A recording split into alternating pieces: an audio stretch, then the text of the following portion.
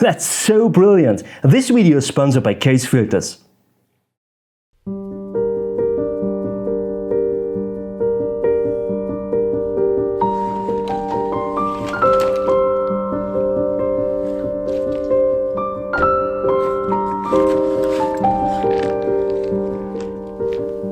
Hi my friends, a very good morning. To be honest, I'm not sure if this morning is really very good. It's really nothing works today. It is like bewitched. It is amazing. It is really. When we look up there, we have clear sky at the moment, and to be honest, I've predicted to get overcast weather. And yeah, it's so stupid for myself because usually I always observe the weather maps every day. I also did this yesterday, and I didn't sleep all too much over the last nights, and so I thought it's maybe better to relinquish these 10 minutes of this morning, getting up early enough, to check the weather maps again.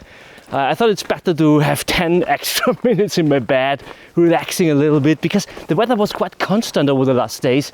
And it is not like that, because tomorrow will come a weather front, and this means that today is already not only constant anymore. And I want to go to a waterfall where we don't have enough water in. And yeah, and that to make it really bad these days. Usually, you can see I'm walking on a road here, and my car is back there, all the way up there. And the thing is, usually I would drive here.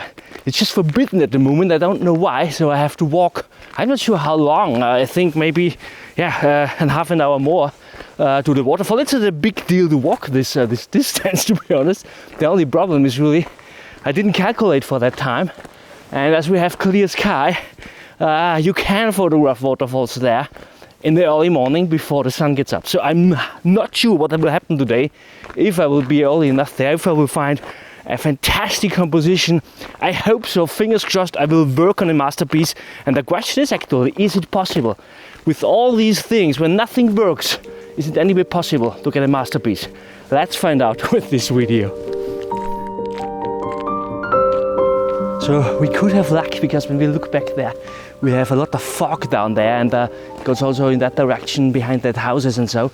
And we could have luck because the waterfall is exactly there, I think, where we have this fog. So fingers crossed, this would be the rescue, to be honest. One more thing, I have my weight trousers with me, but not here with me. I have it in my car, and the reason is therefore is simply because it's too long to walk, and it's quite uncomfortable to walk longer distances with it, also with vlogging and so I decided to let it in my car. And I'm not sure if it's possible to get a photograph there now, but I will fight for that, really I will fight. So let's try what's possible here.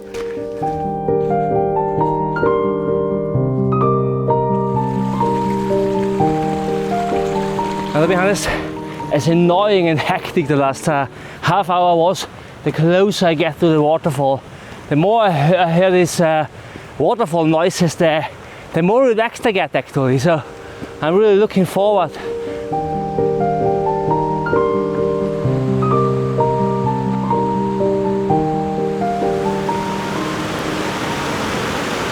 And you think it can't get worse? Look here, we don't have a waterfall here. Oh no, it's really, I can't believe that. Usually there is, at the end of the vanishing point back there, there will come water out straight off the mountain face. And it didn't rain all too much over the past weeks, and this is also the reason why I thought to come here, because last time when I've been here, I will show you a clip right now, there was so much water here that it was too much, but that I was not able to get a photograph or to work on compositions. And this time, we have not enough water. I would need at least, the brook here looks fantastic. We could use these cascades here as strong foreground elements. Unfortunately, I don't have a weight trousers with me, so then it would be impossible to walk through the water back there, also with wellies or so. That's quite bad now, but I don't want to think about that now. Positive thoughts, always positive thoughts. We have this here is quite attracting. I get attracted by that. We would also have a log here right behind, leading to the left hand side. The only question is, what is at the vanishing point? There's nothing at the moment. And the question is, it is possible to frame up the composition anyway. It's really It's really a beautiful place, and yeah, I walked so far here now, and now I want to try for any fantastic shot here.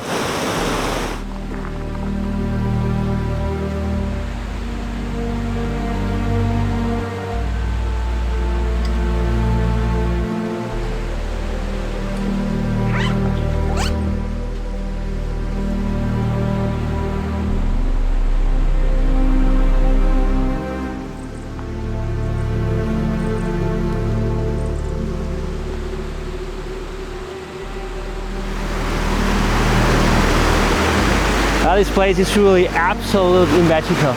Everything is forgotten from before. Really, it's so fantastic. And also, I mean, when we look back there, I mentioned this before, we don't have the water coming out from the cave back there. We don't have a waterfall back there, but we have something. I don't want to say we have something better, but we have something really amazing. We have these mosses going down there. So I'm not sure if you can see that, but there were usually the two waterfalls. There are two waterfalls actually, coming out of the cave. Are mosses down, and this looks really fantastic. They get quite bright here, they catch the light, and we also have a little bit of steaming water there, and where in the brook it gets more and less, so it's all about getting the right timing here. It's really fantastic. I really think it's possible to get a really strong photograph here. And yeah, what I'm doing here is, I mentioned this already before, I got attracted by this cascade here. I use it as my strong foreground element. And yeah, it really catches the view. It caught already my view when I just came here, when I arrived to that spot. And it's really beautiful. I will use it. I will also use this log here at the left hand side, also to lead you a little bit into the frame, to frame you a little bit, to limit your view a little bit, to keep you, to hold you in the frame. And I will also use this nose here at the foreground, this mossy rock, and this sneaking line here back to the distance. It's quite straight back there. Usually I try to avoid things like that. I think it will work here because we have quite a lot of things here. And we have also this diagonal log here, straight behind this cascade. I mentioned it before, it will lead you a little bit to the left hand side. So I think there's a lot where the viewer's eyes can be led around, and I think this composition really works. I'm really happy with this one. We have some bright parts here in the composition. By the way, I got the question from my last photo tour where I photographed the brook. Why I tend to get the parts where the water comes down quite bright, and the thing is, they didn't really burn out. It looked maybe a little bit like that in a digital image when I just show it to you, but I mean in the video, when I just show it to you in the video. But as soon as we print it, and this is my goal finally, to print my image, we have also the texture of the paper coming through quite well, and this looks really fantastic. The brighter the areas are, the more texture of the paper comes through. And this is what I use here. This is a reason why I don't burn it down all too much. So from the technical side, I use a circular polarizer. As it's quite dark here, I will make two exposures, one for the land with ISO 100 and one with ISO, I think 500 or something like that, where I just get the right shutter speed for the water. I want to have structure in the water a little bit, not too much to be honest. So yeah, I really like this, all these greens and yellows and blues here from the water. I'm so happy here. And I would say, let's make the click.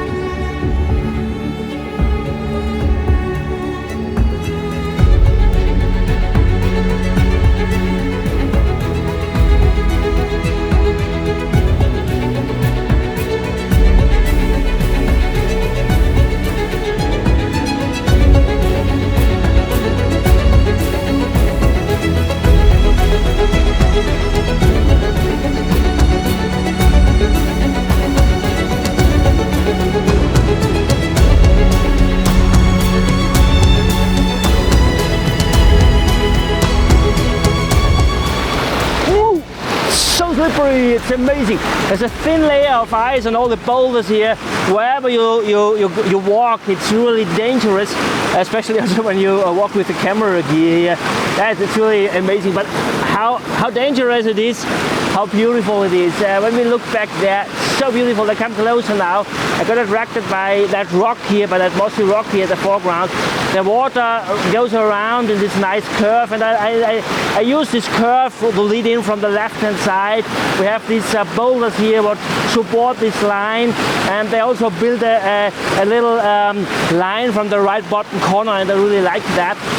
We also get this log here at the mid-ground, but also leads from the right-hand side a little bit more left, so we get a little more back in this zigzag line, and so it's really fantastic. And always we get a little bit of steaming water up there.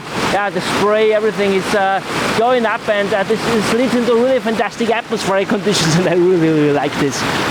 Same as before, I have a circular polarizer on, no ND filter, so I even take two different exposures. One with ISO 100 just for the land, and one with ISO, I think around about 500 or so, or 400 or so, just to get the right shutter speed for the water. I always test this for every single exposure. Before I tested it here, I tested it again. You are closer or further away from the water, and this is, and you have different elements in your scene. Sometimes it's better to go longer, sometimes shorter. Now I would say, let's make the click.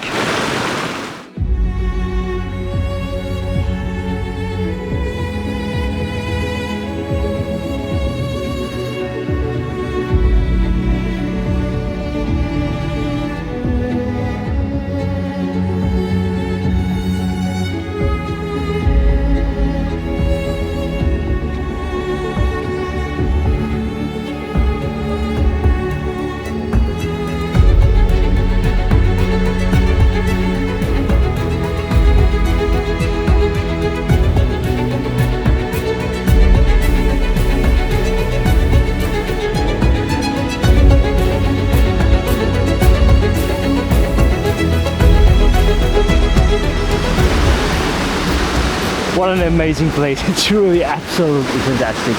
And I think this day of landscape photography here shows so well that we never should give up. It doesn't matter how unpromising it looks, how you struggle with planning already, or when you were wrong with your planning, when the weather is wrong, when there's not enough water in the waterfall, or even when there's no waterfall at all at the place you want to photograph the waterfall actually.